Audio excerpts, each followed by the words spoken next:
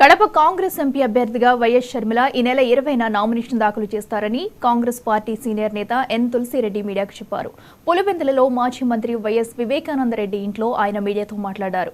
పులివెందుల కాంగ్రెస్ పార్టీకి కంచుకోటలాగా ఉండేదని, వైఎస్ రాజశేఖర రెడ్డి హయాంలో పులివెందుల నియోజకవర్గం అన్ని విధాల అభివృద్ధి జరిగిందని తులసిరెడ్డి గుర్తు చేశారు. వైసీపీ పాలనలో రోడ్ల పరిస్థితి చాలా దారుణంగా ఉందని, అందుకు రాయచోటి వేంపల్లి మధ్యలో ఉన్న రోడ్డు నిదర్శనమని అన్నారు. రేపటి నుంచి ప్రచారం ప్రారంభిస్తున్న ప్రతి ఒక్కరూ ఆశీర్వదించాలని తులసిరెడ్డి కోరారు. వైఎస్ వివేకానందరెడ్డి కూతురు సునీత మాట్లాడుతూ తన తండ్రిని కిరాతకంగా చంపిన వారిని ఓడించాలని కోరారు. కడప లోక్సభ తీసుకుంటే ఇంతవరకు 18 సార్లు ఎన్నికలు జరిగినాయి. కడప లోక్సభ స్థానానికి 18 సార్లకు గాను 10 సార్లు కాంగ్రెస్ పార్టీ గెలిచింది, 4 సార్లు సిపిఐ, 3 సార్లు వైకాపా పార్టీ, ఒకసారి తెలుగుదేశం పార్టీ.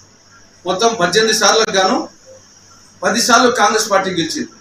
అంటే దీన్ని బట్టి కడప లోక్సభ స్థానం కాంగ్రెస్ పార్టీకి కంచుకోట అనేది స్పష్టమవుతోంది.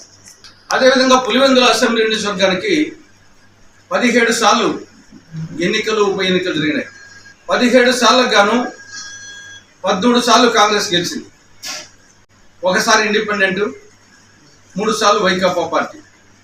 అంటే 17 సార్లకు గాను 13 సార్లు గెలిచిందంటే పులివెందుల అసెంబ్లీ నియోజకవర్గం కాంగ్రెస్ పార్టీకి కంచుకోట అని దీన్ని బట్టి అర్థమవుతాం.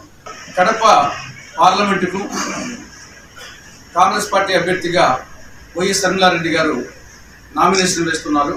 జిల్లా వ్యాప్తంగా ఉన్న కాంగ్రెస్ శ్రేణులు, కాంగ్రెస్ పార్టీ అభిమానులు, ప్రజలు ఆ నామినేషన్ కార్యక్రమానికి తరలి రావాలని